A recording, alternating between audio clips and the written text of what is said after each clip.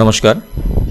Oasis স্কলারশিপে আবেদন করার জন্য কিছু স্টুডেন্টের কিন্তু সমস্যা হচ্ছে, যেমন ইউজার আইডি পাসওয়ার্ড ভুলে যাওয়া বা সমস্ত কিছু অ্যাপ্লিকেশন সাবমিট করার পরেও দেখাচ্ছে you are not eligible for date of birth reason, please contact concern PO cum DW office. তো এই সমস্ত সমস্যা নিয়েই আজকের এই ভিডিওটি প্রথম থেকে শেষ পর্যন্ত দেখবেন, আশা করি সলভ হয়ে যাবে। আর যদি আপনাদের কোনো সমস্যা থেকে থাকে অবশ্যই নিচে কমেন্ট বক্সে জানাবেন, যতদূর সম্ভব হেল্প করার চেষ্টা করব। তো যাদের এই লেখাটা আসছে অ্যাপ্লিকেশন করছেন, রেজিস্ট্রেশন করছেন, অ্যাপ্লিকেশন করার পর যে এই লেখাটা আসছে you are not eligible for date of birth reason, এর কারণটা কি? অ্যাকচুয়ালি এখানে কিন্তু কারণটা উল্লেখ করে দিয়েছে যে ডেট অফ বার্থের সমস্যা থাকার জন্য কিন্তু সেই স্টুডেন্ট কিন্তু এলিজিবল নয়। এখানে আপনাদের একটা নোটিশ আমি দেখাতে চাই।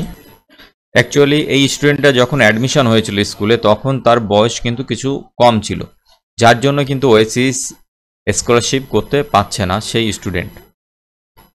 তো এই সম্পর্কিত একটা নোটিশ আপনাদের আমি দেখাতে চাই যে কোন ক্লাসে কোন বয়সে পর্যন্ত সে ভর্তি হতে পারে। এখানে দেখেন দিয়ে দেওয়া হয়েছে যে the age appropriate classes would be as follow.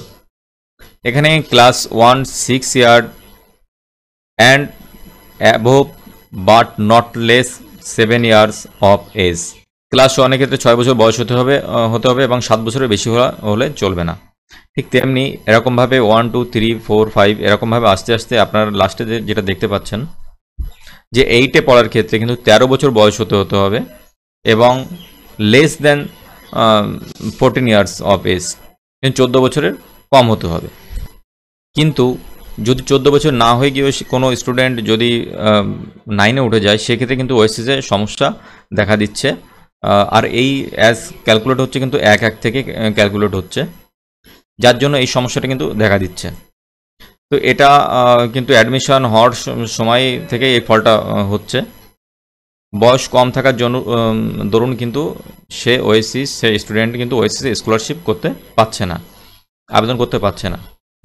আমাদের সবসময় খেয়াল রাখা দরকার, একটা স্টুডেন্ট যখন ক্লাসে নিউ স্কুলে অ্যাডমিশনে ভর্তি হবে তখন তার বয়সটা কিন্তু সিরিয়াসলি দেখে নেওয়া উচিত যে ঠিকঠাক আছে কিনা সব, না হলে কিন্তু পরবর্তীতে সমস্যা হতে পারে, যেমন রেজিস্ট্রেশনের সমস্যা হতে পারে বা এখন এই যে স্কলারশিপের সমস্যা হচ্ছে। তো এই যে লেখাটা আসছে এই লেখাটার কারণ হলো ডেট অফ বার্থ বা বয়স কম থাকার দরুনই কিন্তু সে স্কলারশিপ সেই স্টুডেন্ট করতে পারছে না। দরকারে এই নোটিশটির লিঙ্ক আমি ডিসক্রিপশন বক্সে দিয়ে দেবো, আপনারা আরও বিস্তারিতভাবে জেনে নিতে পারবেন, দেখে নিতে পারবেন। এবার অন্য একটা সমস্যা নিয়ে আসি। অনেক স্টুডেন্ট কিন্তু তাদের ইউজার আইডি পাসওয়ার্ড ভুলে গেছে, সেক্ষেত্রে তাদের কি করতে হবে? তারা কিন্তু খুব সহজ নিয়মে এখানে ফরগেট পাসওয়ার্ড আছে, ফরগেট পাসওয়ার্ডে ক্লিক করলে নতুন একটা পেজ আমাদের সামনে ওপেন হবে। এখানে তাদের নিজস্ব ডিস্ট্রিক্ট,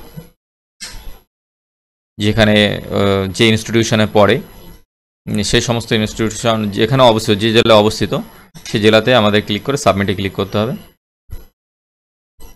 ক্লিক করার পর এটা শুধু কিন্তু স্টুডেন্টের এরিয়া, এখানে কিন্তু আপনার এখানে দিয়ে দিতে হবে যে অ্যাপ্লিকেশন টাইপটা নিউ নাকি রিনিউ হবে বা renew, date of birth, registration mobile number, caste certificate, application ID সমস্তটাই যদি নির্ভুলভাবে ফিল আপ করার পর সাবমিট করেন তবেই কিন্তু তার আগের অ্যাপ্লিকেশন আইডি আপনি বের করতে পারবেন। আশা করি কোনো সমস্যা হবে না।